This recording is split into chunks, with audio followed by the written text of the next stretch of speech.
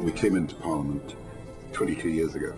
I wrote economic stability, low interest rates. Shared an office for, what, 2 or 3 years?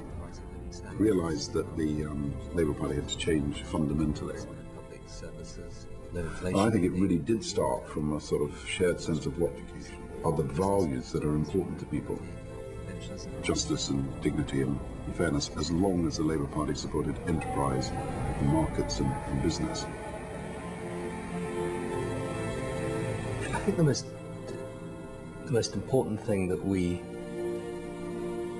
did was to take the decision that if you really believe in the values, fairness and giving everyone a chance to succeed, not a few, but if you really believe in those values, there's nothing that should stand in the way of that. And then you had to say, do your policies reflect your values? And if they don't, get rid of them. And too many people were caught in making the policy what they had to stand by. And they forgot that it was all about their values. And so we went, I think we went through it one by one.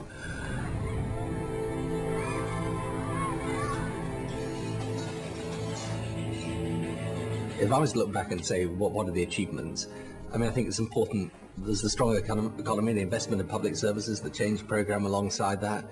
Trying to make sure that we invest in our public realm but modernise it at the same time, which is really what I think is where my politics comes from.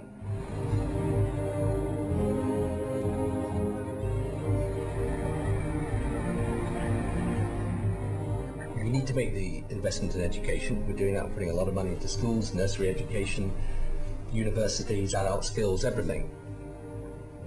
The question is how you sustain it. Growth. I mean, the key to everything we're doing is that we have stability that leads to growth.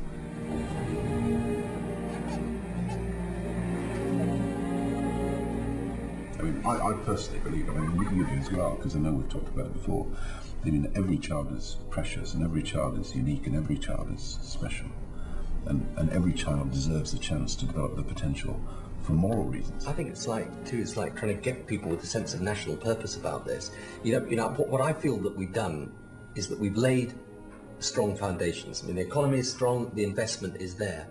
If we actually took human capital as the single most precious resource of this country and we asked, how far are we from developing that human capital to its fullest extent? The answer would have to be, we have made progress, but there's a massive amount still to do. But that's why, as you said earlier, it comes back to culture, and it comes back to people wanting to and having the chance to fulfill their potential. I think if people want to get things right, they do want people to say, look, I agree with that, but this is a better way of doing it. I mean, there's never an endless amount of money, so you might sit there. I know that. It's about working as a team. It's about trying to break new ground all the time. People have different attributes that they can bring to teamwork. Yeah, I think it's about recognising whatever the difficulties and whatever the tensions are, a few from time to time, that actually it's a partnership that's worked, that's done a lot for the country. And the next challenge is how Britain can be one of the great success stories in the next stage of the global economy, and how every single citizen in Britain can have some benefit from that. I think the two ideas you come back to the whole time are the future and the many, not the few. In other words, the basic value is always the same. How do we create a society where everybody, not just a few, get the chance to succeed? That's the basic motivation. That's why we're in the Labour Party, not the Tory Party. And that's why we have to build on the progress made until everyone, whatever their wealth or their class or their background, colour or creed, get the chance to make the most of themselves. That's the Britain we want. If you believe in taking Britain forward, not back, vote Labour on Thursday the 5th of May. Call us on 08705 900 200, or you can email questions and comments direct to Tony Blair at labour.org.uk/Tony Blair. Thank you.